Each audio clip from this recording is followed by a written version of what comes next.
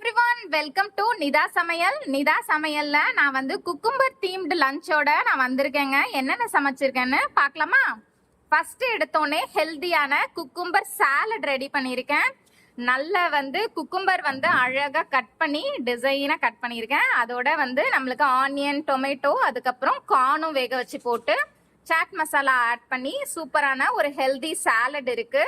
அதுக்கு அடுத்தது இது நம்ம குக்கும்பர் பைட்ஸுங்க. சிக்கன் ஸ்டஃப் பண்ணி அதுக்கப்புறம் கொஞ்சம் ஆனியன், டொமேட்டோ எல்லாமே ஸ்டஃப் பண்ணி வந்து குக்கும்பர் பைட்ஸ் ரெடி பண்ணியிருக்கேன். அதுக்கு அடுத்தது குக்கும்பர் ஸ்டஃப் பண்ணி ஒரு மோமோஸ் ரெடி பண்ணியிருக்கேன். ஸோ மோமோஸ் நானே தான் மடித்தேன். அது ஒரு விதமான ஸ்டைலாக வந்திருக்கு. ஸோ அதுவும் இல்லாமல் நான் வந்து மைதா மாவு யூஸ் பண்ணாமல் கோதுமை மாவு வச்சு குக்கும்பர் மோமோஸ் ரெடி பண்ணியாச்சு. குக்கும்பர் தீமில் வந்து நம்ம லஞ்ச் ரெடி பண்ணும்போது ஜூஸை மிஸ் பண்ணக்கூடாது. ஸோ ஹெல்தியான குக்கும்பர் ஜூஸும் ரெடி பண்ணியாச்சுங்க.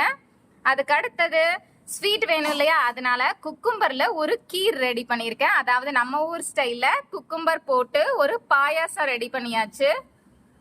அதுக்கு அடுத்தது இது வந்து குக்கும்பர் வந்து ரோலு, சீஸ் எல்லாம் உள்ள வச்சு சிக்கன் ஸ்டஃப் வச்சு ஆனியன், டொமேட்டோ எல்லாமே போட்ட ஒரு குக்கும்பர் சிக்கன் ரோல் ரெடி பண்ணியிருக்கேன்.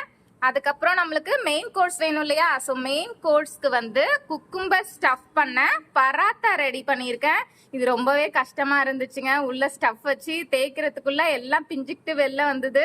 ஸோ ஆனால் கஷ்டப்பட்டு எப்படியோ ரெடி பண்ணியாச்சு. அதுக்கு அடுத்தது ஒரு குக்கும்பர் புலாவ் ரெடி பண்ணியாச்சு. ஸோ குக்கும்பர் புலாவும் நல்லா தாங்க வந்திருக்கு.